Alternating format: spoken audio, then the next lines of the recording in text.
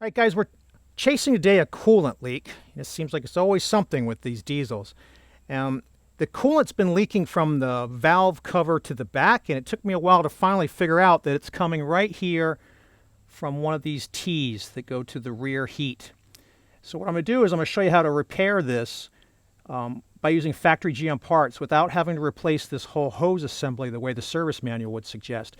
It's too hot right now, but what we can see is we can see the coolant's dripping all over the spring clamp on the bottom. So that tells me it's probably coming out from the top and running down. But when it cools down, we'll get in there and find out for sure so that we don't have to, replace the wrong one here. So we'll come back in a few minutes when it's cooled off and we'll start this repair. All right, guys, it's cooled off now. Again, just trying to see if I can make a determination if it's the top or the bottom.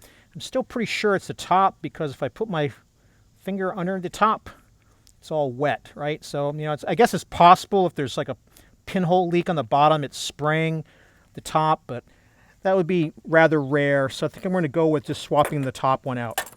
Now, this is not that hard of a video, but I think the piece that's most helpful is that it's not really intuitively obvious that you can replace these T's.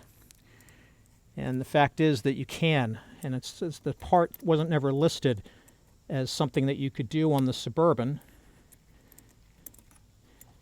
but there is a part that you can put on here from the Impala that will do that. So here's what we're going to do. We're going to be taking, normally if you wanted to repair a problem like this, GM, if you looked it up in the parts book, would tell you have to buy a whole assembly with this T and these hoses and change the whole thing out.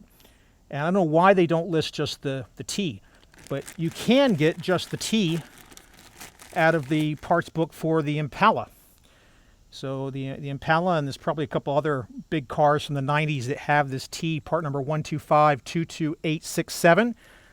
It's the same exact guy that we see here. And I'm going to show you when we get this off that's exactly the same.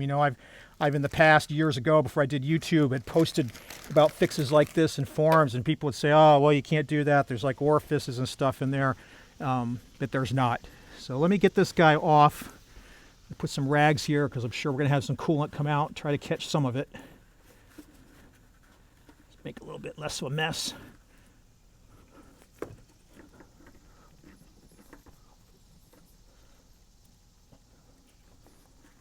little bit of pressure as well.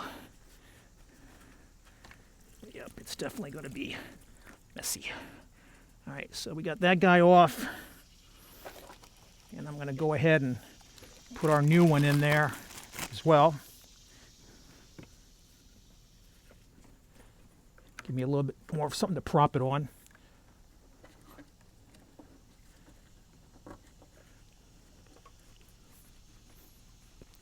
Get this end off. Put this end on here. And then get this end off. Get this end on here. All right, so what I'll do is we'll go ahead and I'll show you the bore camera that there's no orifice or anything in here. And I'll also show you the markings on this so that you can see that it's exactly the same thing. So let me get these clamps back on and we'll go take a look. All right, guys, it's actually it's easy enough just to see like this. I'm looking straight here at the ground. You can see there's no orifice or anything at all installed in the old pipe in this direction. And then if I get a flashlight here, shine down this way, maybe even this way. Yeah, you can see there's nothing in this side either.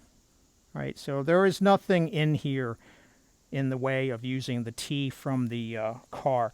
I guess, GM just did not sell it that way. I can't think of any other reason why they didn't offer it.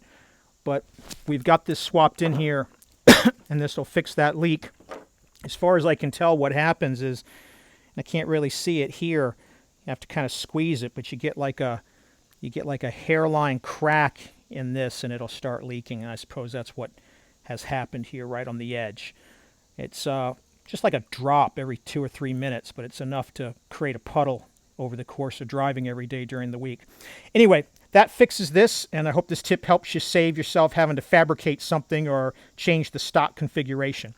If you got any questions or you have a better way of doing this, go ahead and leave a comment down below.